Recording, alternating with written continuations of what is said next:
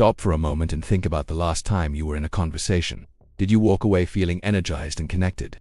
Or did you feel that awkward, empty feeling of having said all the wrong things? We are told that conversations are simple, but the truth is, they are a game with unwritten rules that the most influential and successful people have already mastered. We often focus on what we are going to say, but the true masters of conversation understand that power is not found in the words you speak. It is found in the connection you create.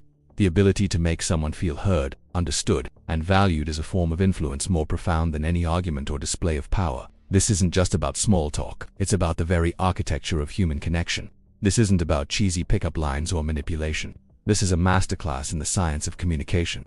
In this Powerology video, we will reveal 5 essential secrets that will transform your conversations from awkward exchanges into powerful tools of connection and influence. We will not only tell you what these secrets are, but also dive into the deep psychological reasons why they work, and show you how to avoid the most common mistakes when applying them.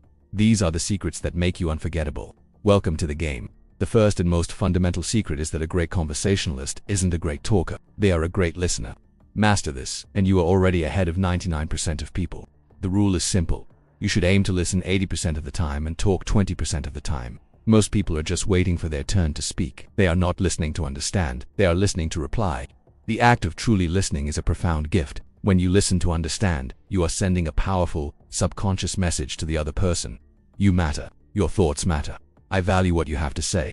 This is the foundation of all trust and rapport.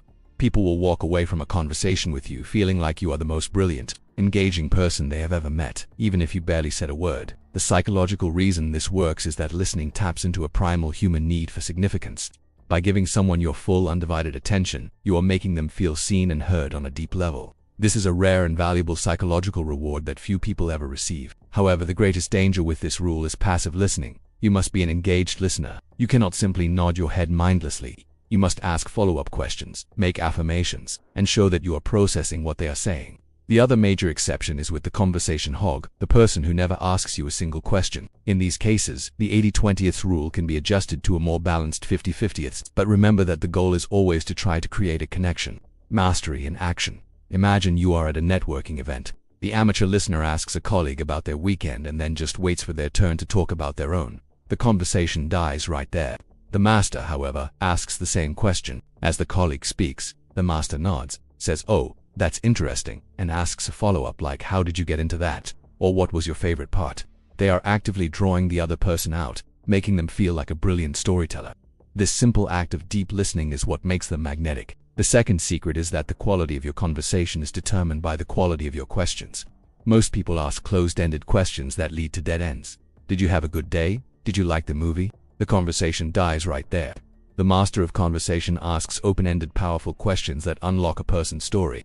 Instead of asking, "What do you do for a living?" ask, "What is the most interesting thing you're working on right now?" Instead of, "Where are you from?" ask, "What was your favorite memory from your hometown?" You are not asking for a fact. You are asking for a story. You are asking about their passions, their dreams, their fears. This is the difference between a conversation and a fact-finding mission. The secret is to use phrases like, "What was it like? ... or "What did you learn from ... or "Why do you feel that way? ... These are the keys that unlock the doors to a person's inner world. The psychological reason this works is that powerful questions signal genuine curiosity. They make the other person feel that you are interested in them as a person, not just in their surface-level facts. The danger here is asking questions that are too personal, too early. You must build rapport and trust before you go deeper. Start with broad, open-ended questions, and only get more personal as the conversation becomes more comfortable. Mastery in action. In a meeting with a new client, the amateur asks, "What are your goals?" The client gives a generic surface-level answer. The master asks, "What's the biggest challenge you're losing sleep over right now?" This powerful question gets to the emotional core of the client's problem, opening a door to a much deeper, more valuable conversation. The master uses questions as a tool to uncover the treasure trove of a person's inner thoughts. The third secret is that facts tell, but stories sell. Humans are not logical beings. We are emotional beings, and we are hardwired to connect with stories. The master of conversation understands that a compelling story is a powerful tool for persuasion, influence, and connection. Think about it.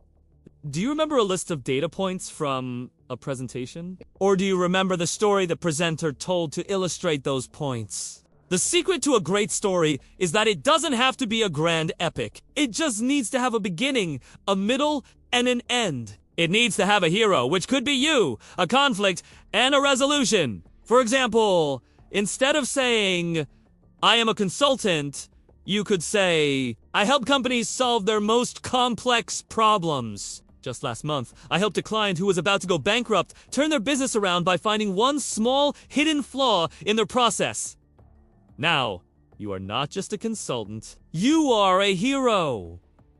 A storyteller is a master of emotional communication. The psychological reason this works is that stories release oxytocin, the bonding hormone. A good story creates an emotional connection between the speaker and the listener that facts alone can never achieve. The danger here is rambling. Your story must be concise and to the point. The story should also be relevant to the conversation and not just an opportunity to talk about yourself. Mastery in action.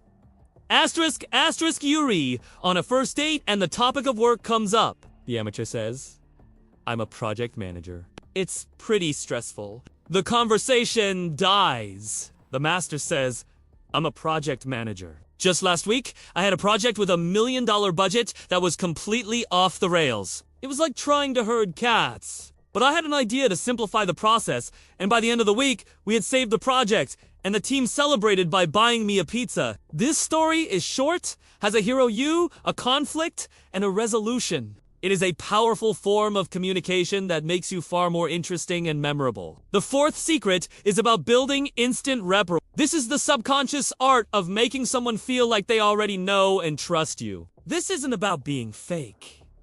It's about being in tune with the other person. The secret is mirroring. We tend to feel most comfortable around people who are like us. A master of conversation subtly mirrors the other person's body language, their vocal tone, and their pace of speech. If they lean in, you lean in. If they speak slowly, you speak slowly. This creates an unconscious, unspoken bond. It sends a message to their brain. This person is like me. It makes them feel safe and comfortable. The master of conversation isn't just listening to their words. They are listening to their body language. They are a subtle, physical echo of the person they are speaking to. And this is a powerful form of psychological influence that makes them feel connected to you on a primal level. The psychological reason this works is that mirroring activates the brain's mirror neurons, which are associated with empathy and understanding. When you mirror someone, you are subconsciously telling them that you feel what they feel. The danger here is being too obvious. Conscious, overt, mirroring looks creepy and fake. It must be subtle and done with a genuine desire to connect. This tactic should not be used in conflict, as mirroring anger or aggression would be counterproductive. Mastery in action. In a high-stakes business negotiation, you're sitting across from a CEO. He leans back in his chair with his hands clasped on the table. The amateur sits straight and nervously clasps their hands in their lap. The master subtly leans back as well, and after a moment, rests their hands on the table in a similar position. This simple act creates an unconscious sense of comfort and trust. The master has already won the first round of the negotiation without saying a word, because they have made the other person feel at ease. The fifth and final secret is what separates a good conversation from an unforgettable one. It's the one thing. Most people are generic. They have generic jobs, generic hobbies, and generic opinions. The master of conversation has an interesting one thing. It's a unique skill, a weird hobby, or an unusual passion that makes them stand out and makes them memorable. For example, you could be a lawyer by day, but your one thing is that you are a competitive cheese sculptor. This is a topic that is guaranteed to grab a person's attention and be a source of endless questions. It is not about being a strange person. It is about having one unique, interesting, and authentic thing that you are passionate about. It makes you a person of depth and intrigue, not just another face in the crowd. When you have this one thing, you are no longer a spectator in the game of conversation. You are a player, and you are unforgettable. The psychological reason this works is that it taps into the von Restorff-Effekte idea that an isolated, unique item is more easily remembered than similar items. In a sea of people with generic jobs and hobbies, your one thing makes you the memorable outlier. The danger here is making your one thing your only thing. You shouldn't talk about it obsessively. It should be a small part of who you are, a conversation starter, rather than a conversation ender. Mastery in action. You're at a party and someone asks you what you do. The amateur says, "I'm an accountant." The conversation dies.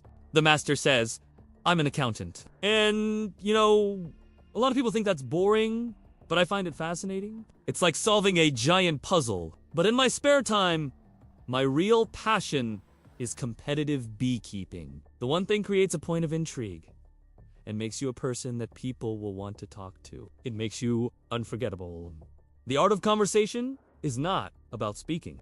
It is about listening, asking, connecting, and being so in tune with the other person that they feel like they are the most important person in the world. When you master these 5 secrets, you are not just a better talker. You are a better listener, a better leader, and a better human being. These are the hidden rules of the game. Now that you know them, the power is yours to create connections that are deeper, more meaningful, and truly unforgettable. If you are ready to master the game of words and become an unforgettable communicator, then subscribe to And now, for our community of strategists. In the comments below, tell us which of these 5 secrets you will begin to practice today.